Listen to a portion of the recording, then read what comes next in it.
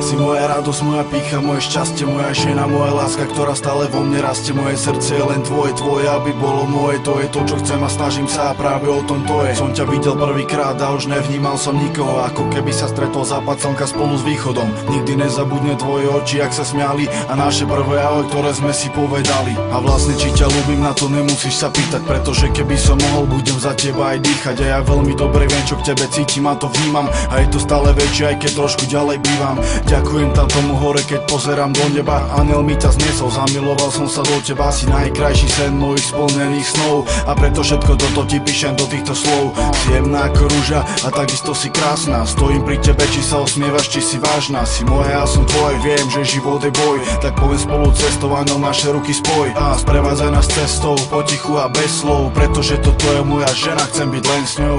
Yeah.